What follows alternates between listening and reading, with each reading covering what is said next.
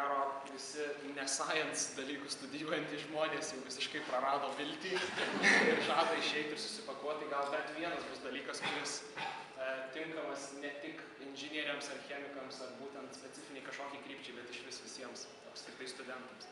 Tai aš šiek tiek nesigilinsiu per daug į ką aš veikiau, aš tiesiog noriu daugiau apriepti tą visą konceptą, kas yra savanoriavimas ir kodėl tai yra gerai daryti.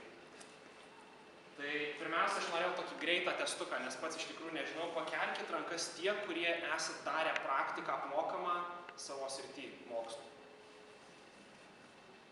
Tai, nelabai daug turim, okei, bet dabar rankas į viršų dar kartą, visi. Ir dabar išlieka rankos tik tai tų, kurie darė po 1 arba 2 metų. Okei, nusileidžia rankų šiek tiek, bet nelabai daug, ne tiek daug kaip tikėjausi. Gerai, testas nepavyko, bet ne. Ką aš norėjau šitų testų pabandyti įsitikinti, tai kad vis dėlto mūsų darbdaviai, bent jau UK, jie ganėtinai mėgsta vyresnius studentus, pavadinkim taip. Ir aš tą pat savo kailiu pastebėjau ir iki to laiko, kol tu darai 3 arba 4 metus, tau vis dėlto yra ganėtinai sudėtinga gauti kažkokią tai praktiką ir bent jau sudėtingiau negu galbūt jeigu tu būtum 4 metų ar 5 metų studentas.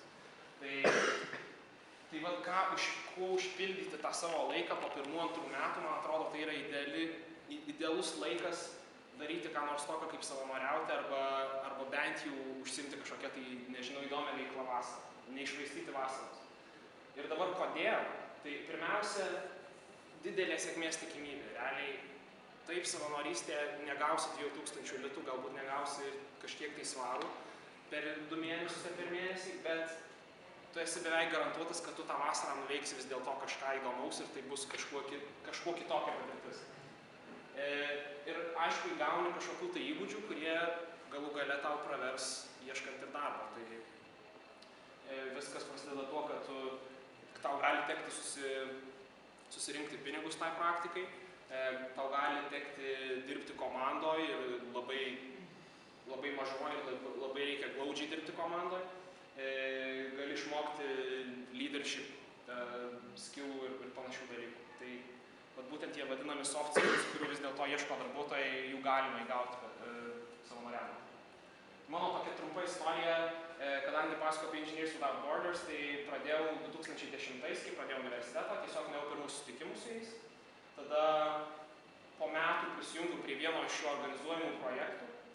Tada būtent tais metais man pavyko gauti tą savanoriavimo galimybę ir aš keliavau į Ganą, buvau Ganoje 2 mėnesius ir padirbau mes bandėm kurti mokslinius eksperimentus iš labai paprastų, lengvai randamų medžiagų mokykloje besimokantiems jauniems mokiniams ir tai bandyti skatinti jų susidomėjimą mokslu ir mokslinėm sritim tokiom kaip inžinerija, chemija, biologija, fizika.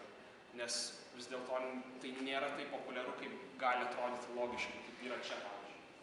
Ir grįžęs iš savo kelionės, tapau to projekto koordinatoriumi, teko sėdėti ir kitoje pusėje stalo ir tikrai galiu patvirtinti savo pačią patirtim, kad konkurencija yra mažesnė. Jeigu turėjom keletą metų iš eilės, turėjom 4 vietas užpildyti, ateina 8, 9, 10 žmonių. Tai jūs turit realiai 50% galimybę, jeigu esat motyvuotas, praktiškai jūsų šansai labai aukšti, kad gausit kažką įdomaus. Ir šiais metais pasitraukiau už savo pozicijos. Bet esu Lithuanian Society. Tai dabar iš mano tos patirties, tas savanoriavimas esam, ko gero, girdėję arba matę, ir yra net Edinburgo universitete tokių organizacijų, kurios savo paveikslėliuose deda, kaip jie ten žaidžia su liūtais, plauna vėžlius, valo narvus ir daro panašius dalykus, kurie taip galbūt yra kai kur tiesa. Mūsų atveju taip nebuvo, tai nebuvo mūsų tikslas. Mūsų tikslas buvo įgauti kažkokių tai įgūdžių ir padaryti tai, ką mes norėjom padaryti. Tai tikrai buvo ką veikti ir buvo darbo, ir sėdėjom ir vakarais, ir naktim, ir teko ruoštis kiekvienas eksperimentas, kiekviena pamoka, tu turi kažką naujo turėti, ką papasakoti, tu turi mokėti atsakyti visus klausimus, tu turi būti tiesiog geras žmogus, kuris sugeba paaiškinti bet ką ir bet kaip tau įmanoma, naudojant visiškai paprastus padaryti mokslą iš nieko. Tai teko padirbėti ir pasuk galvą, kaip tai gyventi. Kaip sakiau, dirbau mokyklose, standartai ne patys aukščiausi ir viskas nežiba kompiuteriais ir iPadais, bet buvo labai smagu ir iš tikrųjų tikrai visiškai nesigailiu, kad padariau, ko gero, geriausia mano patirtis. Ir teko pamatyti šiek tiek laukinių dalykų visokių, kadangi Gana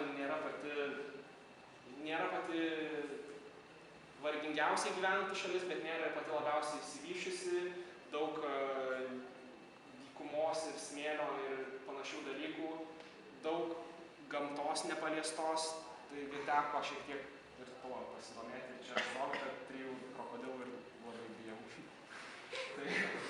Tai dabar tokį pasvarstymą greitą.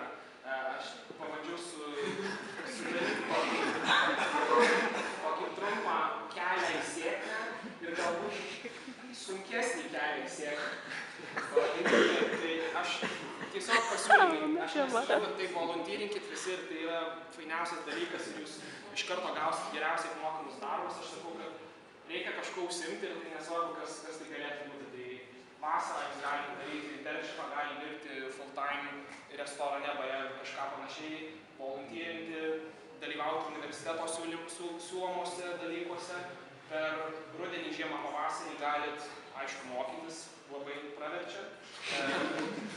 Galit daryti vadinamus Insight Week, organizuoti kurios kompanijos labai trumpus darbo praktikas, ne visą laiką apmokamas, bet galime gautas patirties ir šiek tiek save pastumti į priekį, kai ateina laikas aplikuoti. Vėlgi toj pusėje Engineers Without Borders, tai yra society, kurioje aš dalyvavau, Academic Buddy, puikus projektas, šiokia tokia reklama. Nežinau, ar esat girdėję, bet jeigu nesat, paieškokit, kai kurie per šią programą atsirado čia Edinburghe ir labai džiaugiuosi. Lithuanian Society visą laiką ieško komiteto naujų narių kitais metais, kad jie pamanyti. Kelias nelabai sėkmė, pakankamai aiškus ir turbūt labai didelio paaiškinimo nereikia.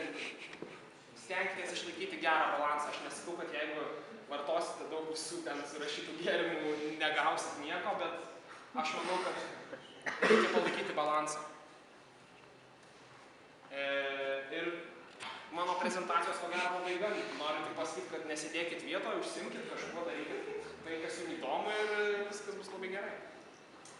Okay.